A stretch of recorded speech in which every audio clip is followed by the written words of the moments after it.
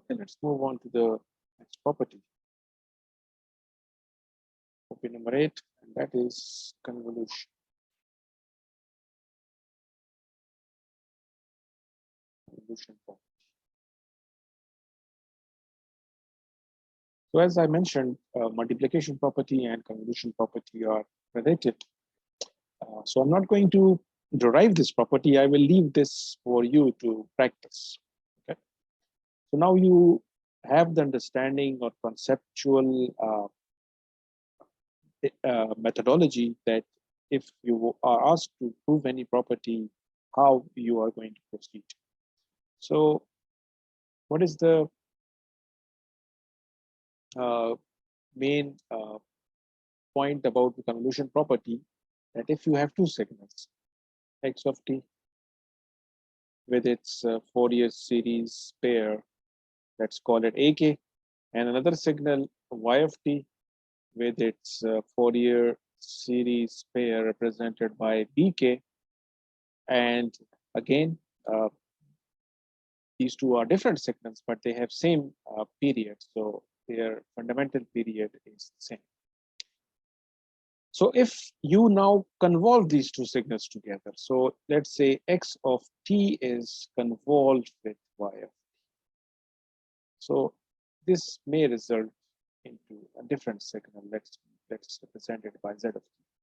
So what is going to be the Fourier series pair of this signal, which is formed by convolution of x of t by f t?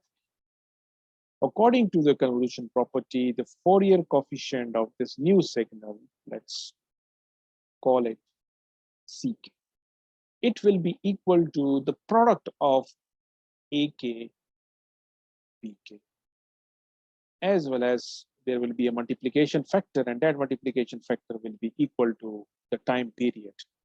This is the time period.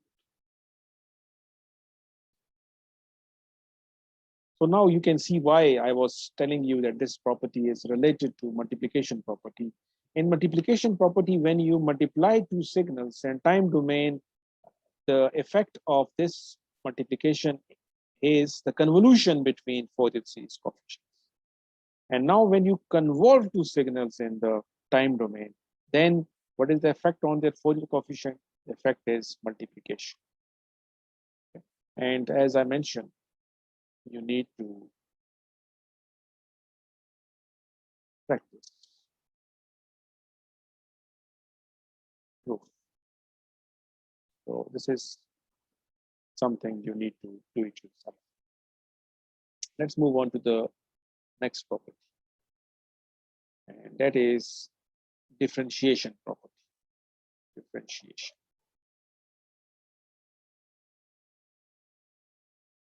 So if x of t has a Fourier series pair, AK, if you perform the differentiation, so now you have a new signal that is the derivative of x of t. So what is going to be the Fourier series pair of this new signal? It will be equal to j k omega naught k. You can see that this factor is going to be multiplied with AK. So let me prove this property. And again, next property I will leave as an exercise for you. So x of t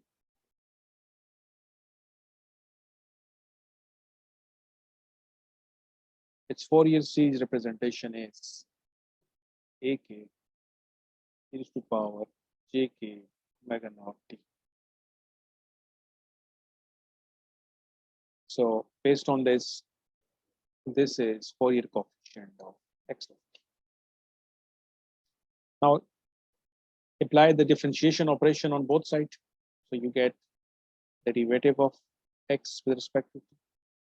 And then you apply the derivation on the right side as well.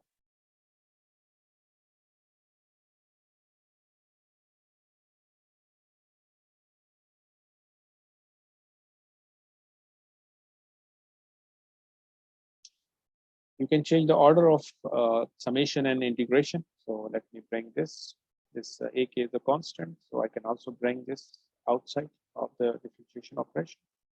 All you need to do is take the derivative of this factor, e to the power j. So we can easily find this factor is j k omega naught, and then you have e j k omega naught t.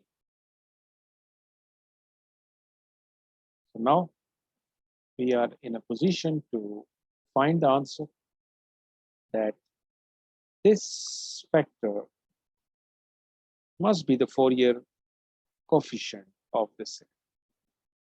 So if you go back, this is what I mentioned. What is the Fourier series pair of this thing? It is jk omega naught ak. This is jk omega naught ak.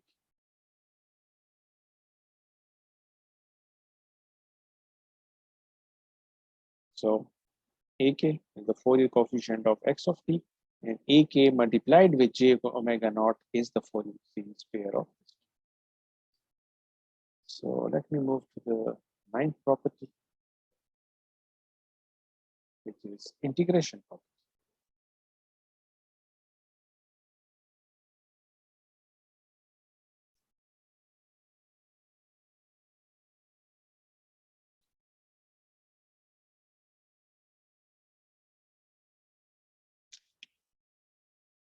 So according to this property, if x of t has a Fourier series pair represented by ak, and now if you perform integration from, let's say, minus infinity to t, and then let me change this variable, so x of tau or d of tau. So what is the Fourier series pair of this? It will be equal to ak divided by jk omega. Now, because integration and differentiation are inverse operations, so you can see that when you perform differentiation, this factor is multiplied with this ak. And now when you perform integration, this factor is divided. So 1 over, so ak is divided by this factor. Again, the proof is very simple, so I will leave this for you. So prove it yourself. Now, there is another thing that I forgot to mention, and that is, in this case, we are taking the first derivative, okay? So you can see this is first derivative, and you get j omega naught. So I can generalize this result. If you take the second derivative, x of t. So what is the Fourier series pair of this second derivative? It will be equal to jk omega naught whole square into it. And then if you take the third derivative, you will end up with j omega naught, jk omega naught raised to power 3 ak. So if I generalize this result, so what is going to be the generalized result for this property?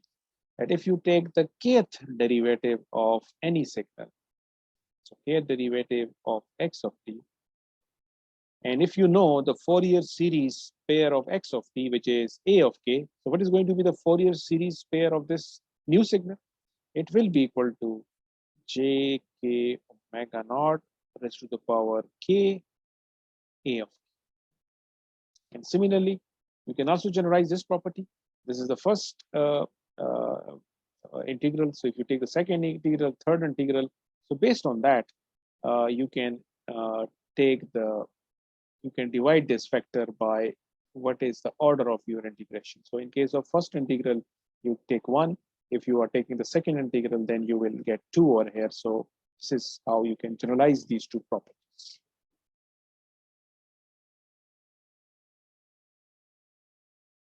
Let's move on to the last property that I want to discuss. It's related to one theorem. It's called Parseval's relation.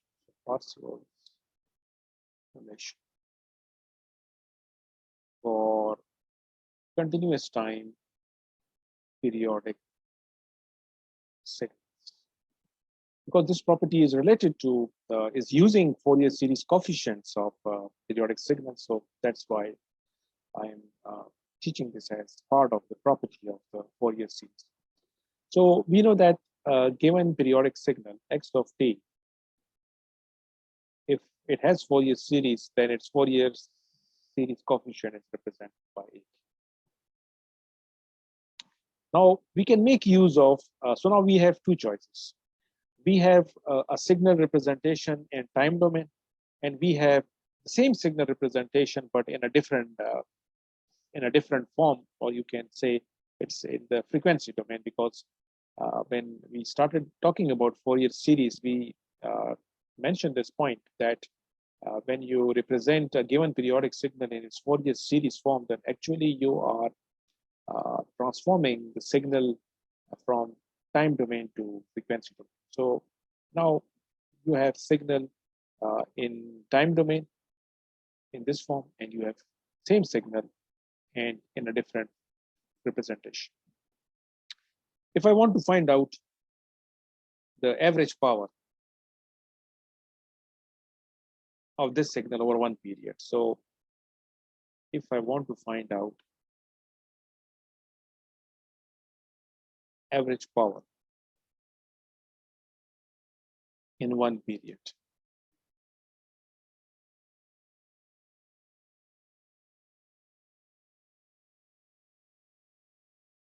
and as before, the time period is capital T. So if I have, if I want to, if I'm given information about signal and time domain, and if I'm asked to find out how much is the average power in this signal over one period, what I will do, I will take the magnitude of the given signal, I will take its square, and then I will integrate it over one period, and then I will divide it over one period. And that is going to give me the average power. Now, once I have the Fourier series representation of this signal, then this Fourier series coefficients, AK, they also can be used to find out the power. So if I want to find out the power present in the given signal using its Fourier coefficient, so what I will do, I will take the Fourier coefficients, I will take their magnitude, I will take the square of that, and then I will take the summation of all of the Fourier coefficients. And we know that Fourier coefficients, in continuous case, they can be from minus infinity to plus infinity. And this expression is also going to give us the average power, and they must be equal. So this is relationship. It's what is known as Parseval's relationship. So in time domain, this is the expression that you can use to find out the average power over one period. And if you want to find out the same power with the help of Fourier coefficients, so you can also use Fourier coefficients to find out how much is the average power present in the periodic signal over one period. So these are some of the properties of continuous time Fourier series that I wanted to discuss, and I wanted to show you that these properties can be easily proved, and majority of the properties I have proved in this lecture, and one or two properties that I have left, you can easily try, and you can easily find the procedure to prove it. Now let's move on to discrete time. So now, rather than talking about periodic signal in continuous time, what if we have a periodic signal in discrete time? And for that, we need to use another series, that is Fourier series representation of discrete time. Fourier series representation of discrete time periodic signals. We will find out that in discrete time, if signal is periodic and we want to represent it in a Fourier series, so it will have a very close relationship with or similarity with the continuous time Fourier series, but there will be some important differences as well. And I will point out those differences while discussing this topic. So let's find out what is the concept or theme behind this topic of Fourier series representation of discrete time periodic signal. So we know that in discrete time, if a given signal is periodic, then it must fulfill this equation. So x of n, which is a generalized discrete time signal, if x of n is equal to x of small n plus capital N for all values of small n, then we will say that this signal is periodic. And we also remember that the fundamental period, which is important parameter for us, is the smallest positive integer n for which this condition holds. So the smallest value of this parameter is fundamental period. And we also know that if any periodic signal is periodic with capital N, it will also be periodic with 2n, 3n, -n, -2n. But we know that they are called periods, but they are not called fundamental period. Similarly, we also know that if signal is a periodic signal can be described or specified in terms of its fundamental period, in a similar manner, it can also be represented or expressed in terms of its fundamental frequency. So if this is the fundamental period, then omega naught is the symbol that we use for fundamental frequency. So 2 pi by capital N is going to be the fundamental frequency. And now what we want to do is we want to find out how to represent this periodic signal in terms of Fourier series, just like we did for continuous time signal.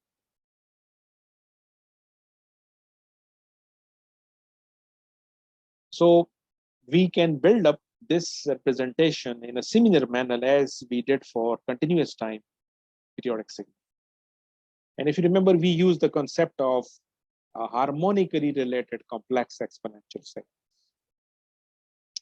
So the idea is we can have a set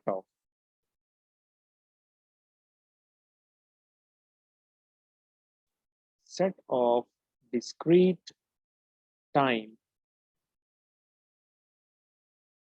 complex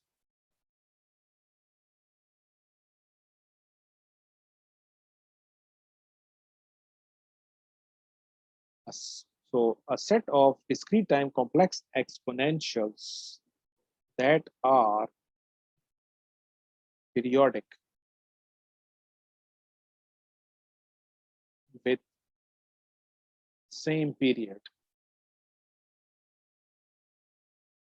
n is given by. So this is how we represent it. Again, this is something which we have covered already. So we are going to represent this set by this notation phi sub k as a function of small n. It is equal to e raised to power j k omega naught n, where k is an integer minus plus 1 minus plus 2 and so on. So what is the main point about this set? This set consists of signals such that all of them have the same period. Their fundamental period or fundamental frequency may be different, but there is one period that is represented by capital N is going to be common among all of the signals, and based on that, we call this set as harmonically related signal set. Again, we can also represent this representation as e raised to power j, k, and this omega naught can be represented by this notation. So this is harmonically related signal set. Now, we also have the same kind of harmonically related signal set in continuous time, but there is one difference, if you remember, and I have already covered this point in my previous lectures, but let me repeat it again. In case of discrete time, this, of course, it may appear that this k is 0, minus, plus 1, minus, plus 2, it can go to infinity. But the main point is, if you put different values of k in this result, in this expression, you will only get n number of distinct signals. So what is the point? There are only n distinct signals in the set given above.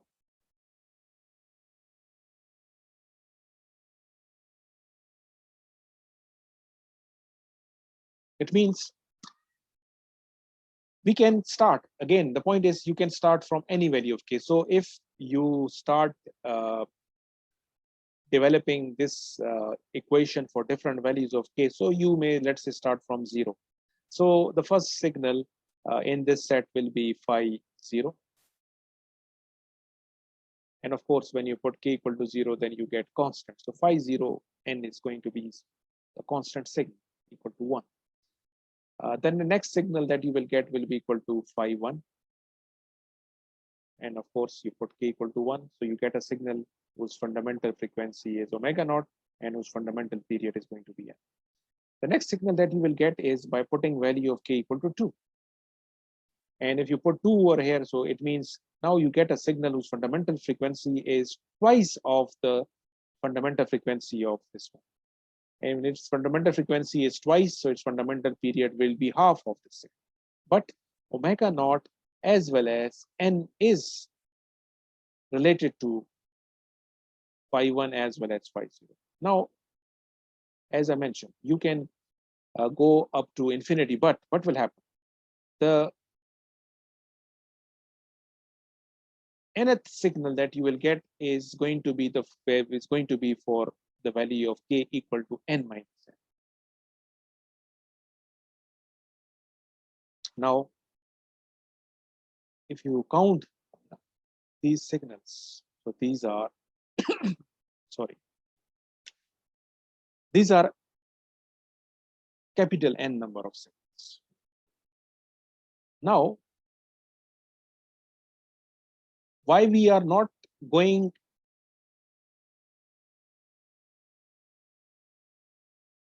from capital N minus 1 to n? So what is going to be the next value of k? From n, next value will be, if I want to include it, that next value will be equal to phi of n. But this signal that you will get will be exactly similar to this. So again, now you will get this repetition of the signal. Phi of n plus 1 is going to be this signal. Phi of n plus 2 is going to be this signal. So you will always end up with n number of signals. So that is the point that is mentioned over here.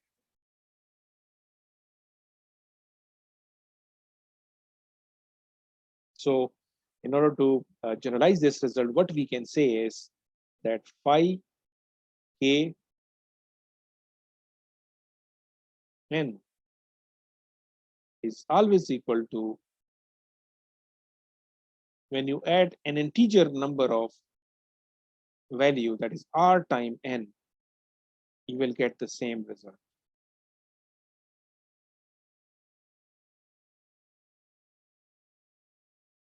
So that is the reason phi 0 is equal to phi n, as well as phi 0 will also be equal to phi 2n.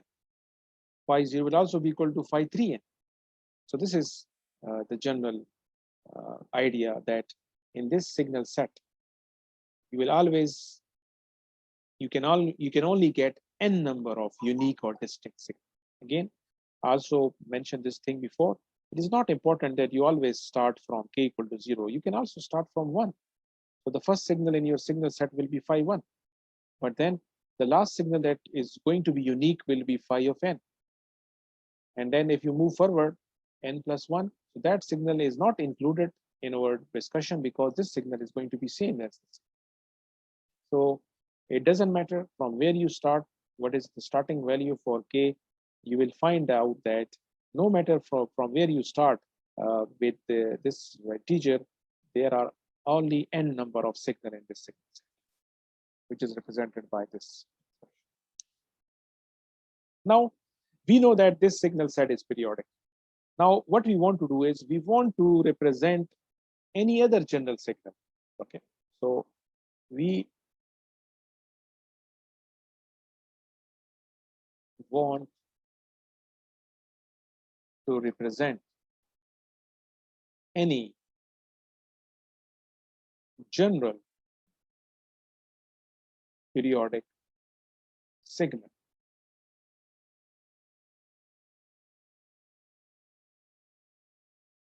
in terms of linear combination of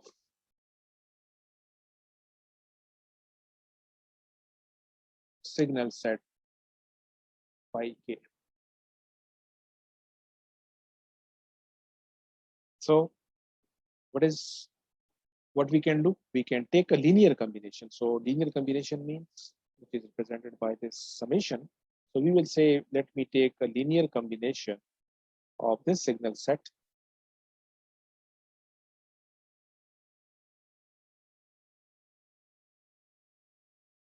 and this is going to represent my general signal at x of n.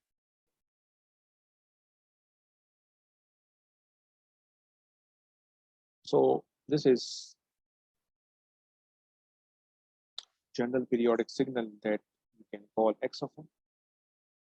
So if I have a signal x of n which is periodic with period n, and I want to represent it in terms of this signal set, so I can take a linear combination. So these are the coefficients. So I need to select the proper coefficients and then take the linear combination. And by taking the linear combination of a signal set which is periodic with period n, I can also end up with a signal which is going to be periodic with period n.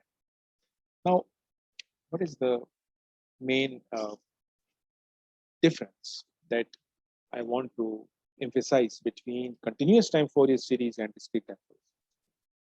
So let me.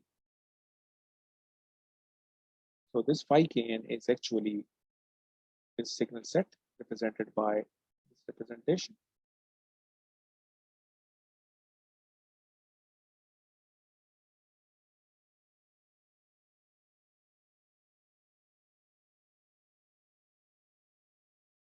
Or you can say this can also be represented in terms of fundamental period. So I can also say 2 pi by capital N. Now the important point is, what is going to be the interval of summation? We are taking summation with respect to k, but what is going to be the range of this summation? Because I have already pointed this out, that this signal set phi kn, there will always be n distinct signals into it. So, and it is also important that it doesn't matter from where we start. All we need to make sure is that k should only vary over n number of values. So k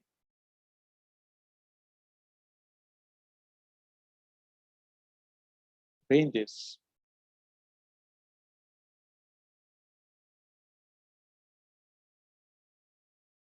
or I will say k varies over a range of n successive integers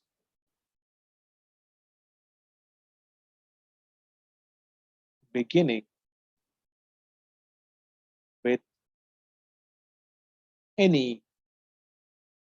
value of k. This is the point that we have already covered in our discussion on this slide. Whether you start from 0, whether you start from 1, all you need to make sure is that you vary k over successes value, and those values will always be equal to capital N. After capital N, the values will repeat. So we only need n number of signals to represent any periodic signal. So in order to mathematically represent that, in this representation, there is some confusion, or there is some vagueness.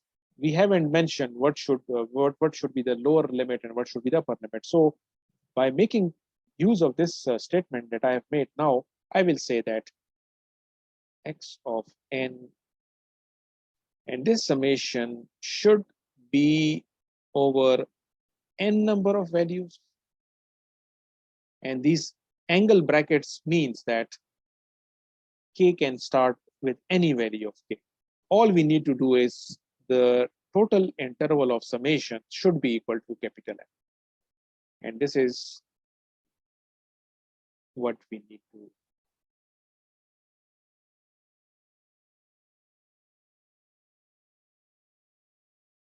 This is what we call as discrete time Fourier series. Now, what is the difference between this discrete time Fourier series and continuous time Fourier series? And you can easily identify that in case of continuous time Fourier series, the summation range or the summation interval was infinite. We were summing it up from -infinity to +infinity. But now, in case of discrete time, the summation interval is going to be finite. It is only going to, we only need to take the summation over finite value equal to capital N. So what is the main difference? Continuous time Fourier series is infinite series, whereas discrete time Fourier series is always finite series. And because of that reason, because what was the problem with the continuous time Fourier series? That was causing difficulty for many scientists were reluctant to agree to the concept of Fourier series, was that the Fourier series, because it was infinite series, so there is a possibility that the infinite Fourier series may not converge. So there was conversion issues with the continuous time Fourier series. But now, because discrete time Fourier series is a finite series, as a result, there are no convergent issues with the discrete time Fourier series. So no matter what type of signal we are looking at in discrete time, if it is periodic, it will always have discrete time Fourier series. Okay. So this is finite series. So discrete time Fourier series is finite series, whereas continuous time Fourier series, which we have covered already, is an infinite series. And because of finite series, there are no convergence issues. So in case of the continuous time Fourier series, we first need to check whether the given signal fulfill whether it satisfy Dirichlet conditions. Then we will say that it has Fourier series representation. But in case of discrete time Fourier series, there are no such conditions. Now, the next question that we need to answer is how to find these coefficients. How to find these coefficients. So we have two methods that we can use. One method that may be more time consuming, but let me discuss that. So we have this series x of n a k e to the power j k omega naught n, where k is over n. Okay, so now we can solve this equation. So this is actually for every different. So if this signal is given to you. So this is our given signal. And we are asked to find out how to represent this signal in this representation. So of course, if you want to represent this given signal in this representation, you must know what is AK. You must know AK, but the problem is AK is unknown. So what you will do, you will end up with n equation. So for example, if you are given this signal, so of course the signal is periodic signal. So you are only going to use those values of x over one period. So let's start with x of 0. So you will get, you will end up with this equation, k over n. And because this is n is equal to 0, so you get a of k. Then you can substitute the value of n equal to 1, and you will get this equation.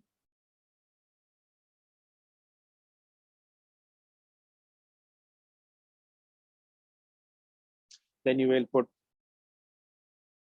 let's say, n equal to 2, and you will end up with this equation.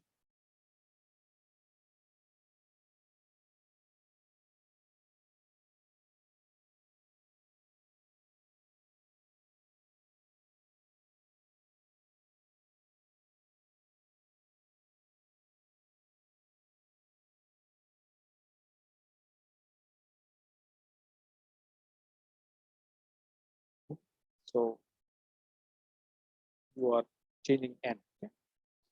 So this thing is not correct. So jk omega naught, j2k omega naught. Similarly, if you keep on putting x of 3, x of 3, so the last value, we need n value. So we started with 0.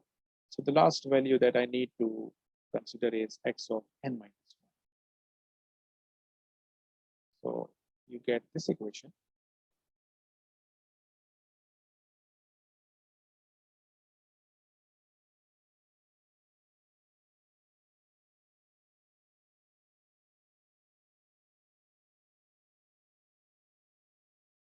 So now these are n number of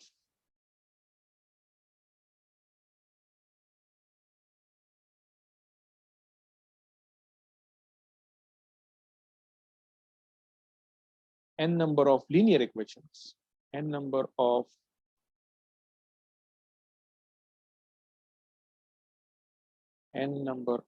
independent linear equations. And how many unknowns? There are also n number of unknowns. So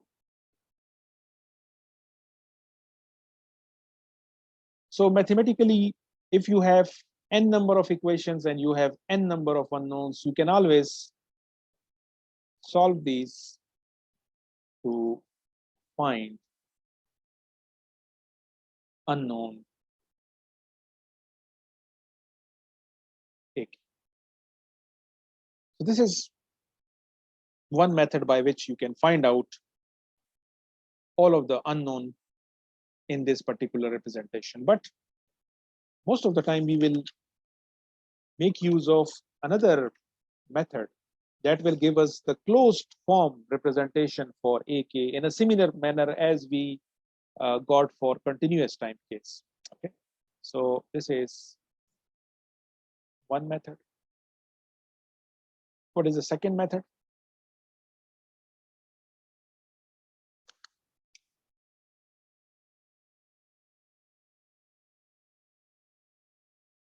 So let me derive that particular expression.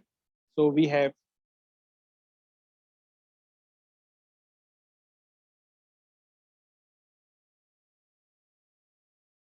this representation.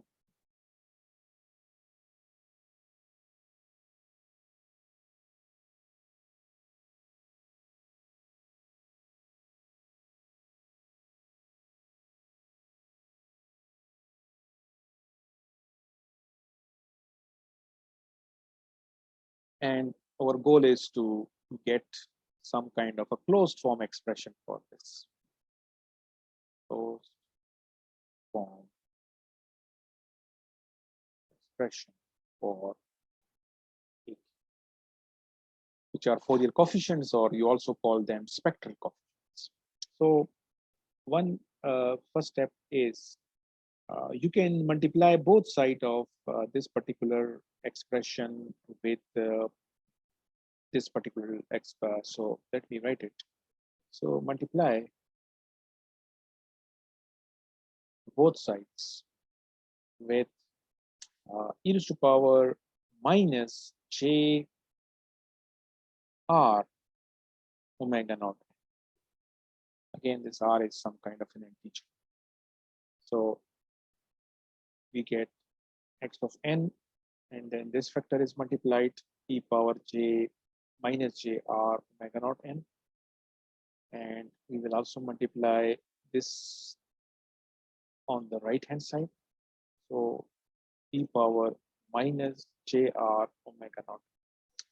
Because we are multiplying the same factor on both sides, so it is not going to affect the original expression. So once you do this, then you need to take the summation over n terms. Then take summation over n terms. So it means on the left hand side, we are now going to sum the result. The variable is n over here. So it means we are going to sum over n number of values, irrespective from where we start. So that is why I'm using angle brackets.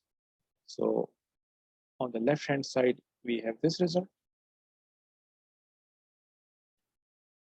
Similarly, we will take the summation on this side as well.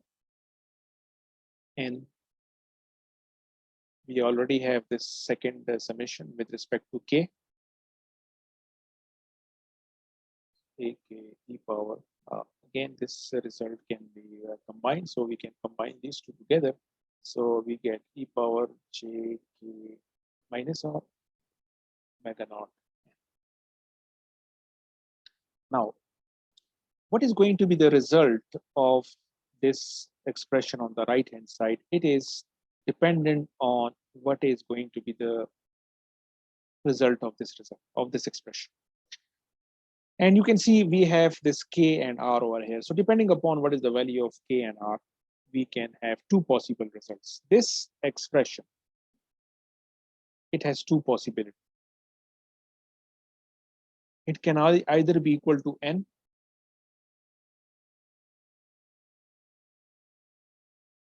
or it can be 0. These are the two possible results. When you will get n out of it, whenever k is equal to r. And when you will get this result equal to 0 when k is not equal to r.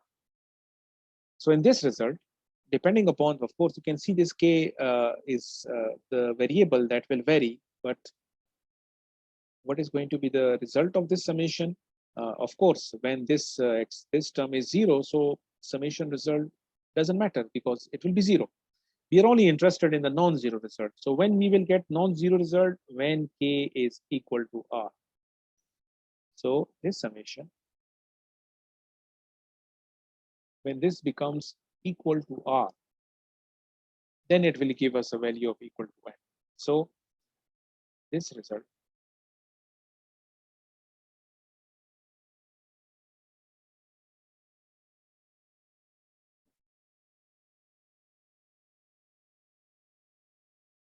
So what is the total? What is the result? Of course, this coefficient, this is ak, but what is the result we will get? Non-zero result is when k is equal to r. So it means this ak will become ar and it will be multiplied with this n. So let me move to the next slide. So what is the result that we will get on the right hand side? Non-zero result is only equal to n times k. And what is the result on the left hand side? This one. We have summation n ak e power minus j r omega naught n.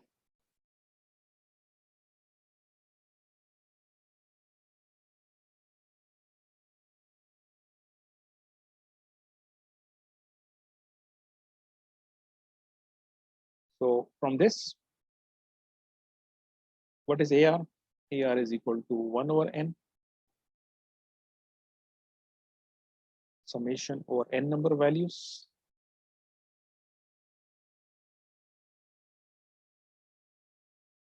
Sorry, I just made a mistake.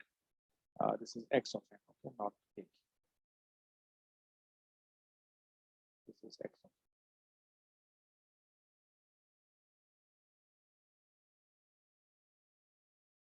x of n e power minus j r omega naught. Now, this is the result that we were looking for, which I was calling as a closed form expression. But of course, we were looking for AK, but in this result, we end up with AR. But you can see that even if I replace AR, this R by K, so what will happen to this result? So I will say, because R is just an integer, I can call it K as well. So what will happen to this result? We get 1 over n summation over n x of n and then e power minus j. Rather than saying k, I will say, rather than saying r, I will represent this by k. So k omega naught n. And this is what we were looking for. So now, if I write the complete result for discrete time Fourier series, so discrete time Fourier series. So just like for continuous time Fourier series, we have two equations that are part of Fourier series. What is the first equation? First equation is this one, x of n represented in this form.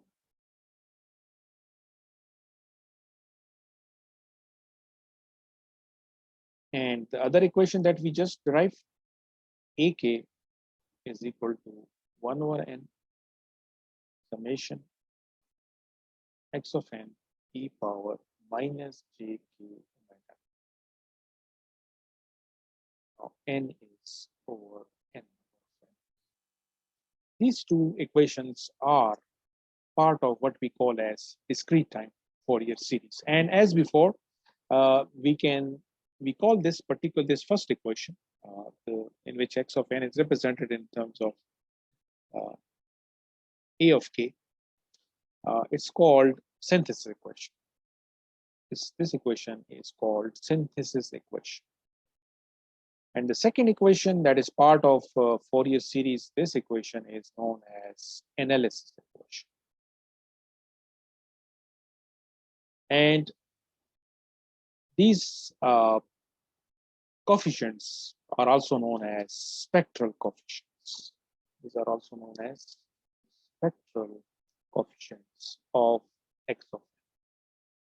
Fourier series coefficients of x of n, or you can call them spectral coefficients of x of n. And why we are calling them spectral coefficients? Because these coefficients are going to tell us which frequency components are present in this periodic signal. Now, another difference between continuous time Fourier series and discrete time Fourier series is based on the behavior of Fourier coefficients. So let me talk about this point. What is the difference in the behavior of Fourier coefficient of discrete time Fourier series as compared to the Fourier coefficient of continuous time Fourier series?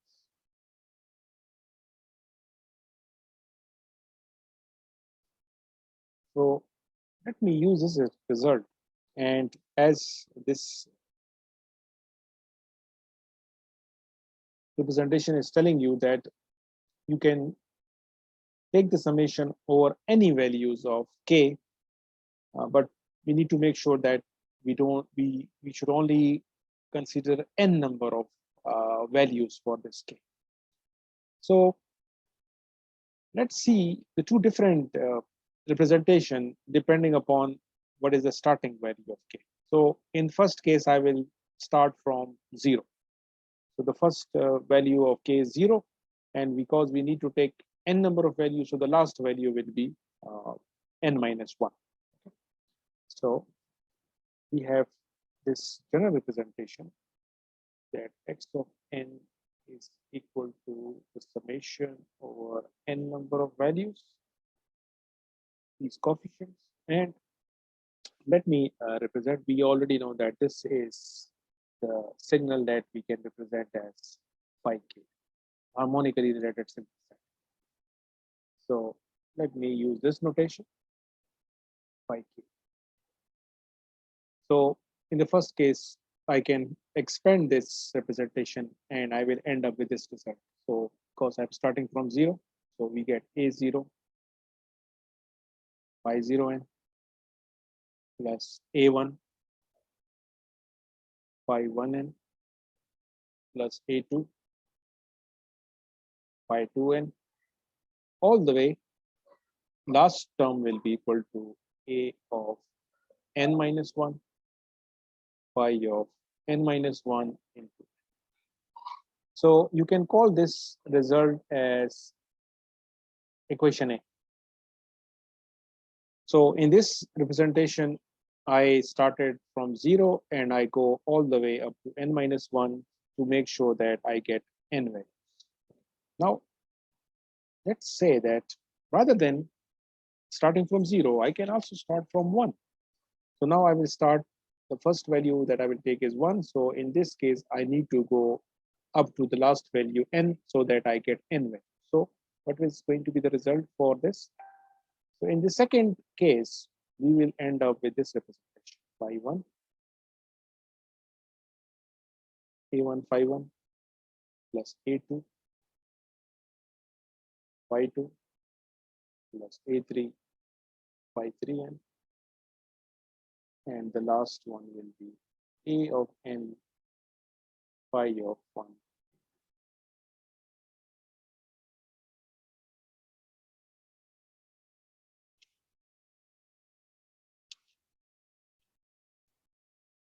Now we already talked about this result, that phi k n will always be equal to phi of k plus r times capital.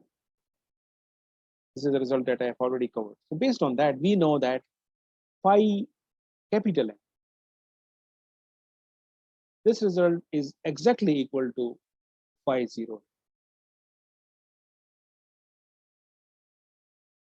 So in this case, k is 0. So phi of 0 must be equal to phi of 0 plus r times r, as r is equal to 1. So it's obvious that this phi n must be equal to phi. Now you can see that this phi n must be equal to phi of 0.